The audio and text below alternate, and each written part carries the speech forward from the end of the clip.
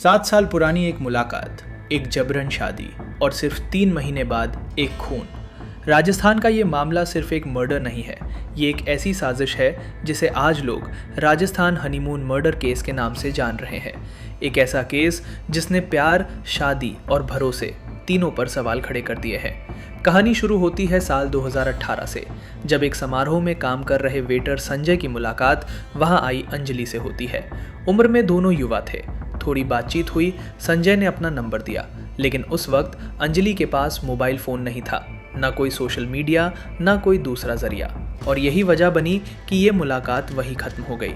वक्त बीतता गया, साल बदलते गए, दोनों अपनी अपनी ज़िंदगी में आगे बढ़ते रहे, लेकिन किस्मत ने इस कहानी को अधूरा नहीं छोड़ा। साल 2024 में अंजलि ने पहली बार मोबाइल फ़ोन खरीदा और यहीं से अतीत ने फिर दस्तक दी। अंजलि ने संजय से दोबारा संपर्क किया, बातचीत शुरू हुई। पहले हालचाल, फिर लंबी बातें, फिर रोज़ की कॉल्स और धीरे धीरे ये रिश्ता प्यार में बदल गया। लेकिन इस प्यार की सबसे बड़ी दीवार थी अंजलि का परिवार। परिवार को इस रिश्ते की भनक नहीं थी या शायद मंजूरी नहीं थी।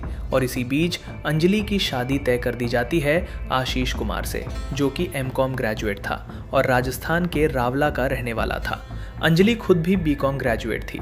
30 अक्टूबर 2025 को दोनों की शादी हो जाती है और अंजलि एक नई जिंदगी शुरू करने रावला चली जाती है। लेकिन ये नई जिंदगी खुशियों से भरी नहीं थी। रावला और अंजलि के मायके सादुल शहर के बीच की 225 किलोमीटर की दूरी उसके लिए सिर्फ नक्शे की दूरी नहीं थी, ये दूरी उसके दिल और दिमाग पर भारी पड़ने लगी। वो अंदर से खुश नहीं थी। शादी उसके लिए समझौता बन चुकी थी, लेकिन इस बीच एक चीज़ लगातार जिंदा थी, संजय से उसका रिश्ता।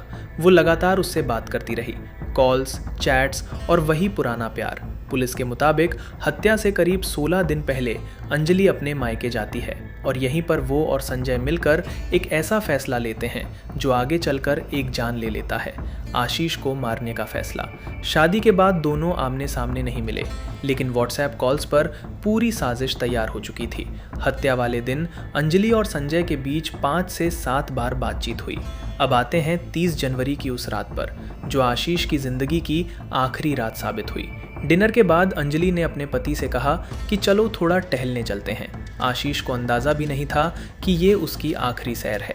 जैसे ही दोनों बाहर निकलते हैं, अंजलि फ़ोन पर संजय को अपनी लोकेशन बता देती है।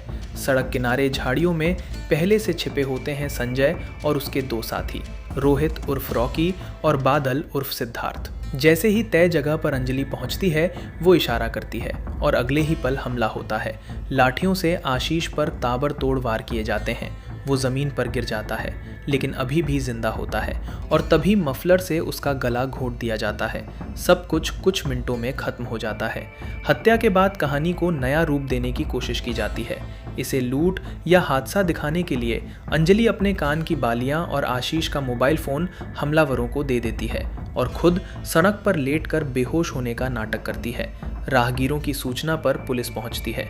दोनों को अस्पताल ले जाया जाता है, जहां डॉक्टर आशीष को मृत घोषित कर देते हैं। शुरुआत में मामला संदिग्ध लगता है, लेकिन कोई सीधा सुराग नहीं मिलता।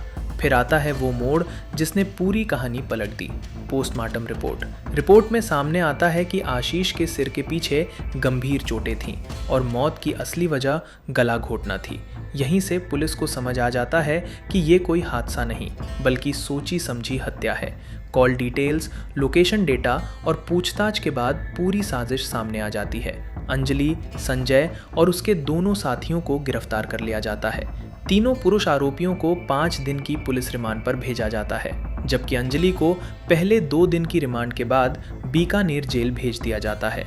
आज ये केस सिर्फ राजस्थान नहीं, पूरे देश में चर्चा का विषय है। सवाल यही है, क्या प्यार के नाम पर इंसान इतना अंधा हो सकता है कि वो अपने ही पति की हत्या की साजिश रच दे? ये हनीमून मर्डर केस हमें याद दिलाता है कि जब रिश्ते झूठ और दबाव पर टिके हों, तो उनका अंत कितना खौफनाक हो सकता है।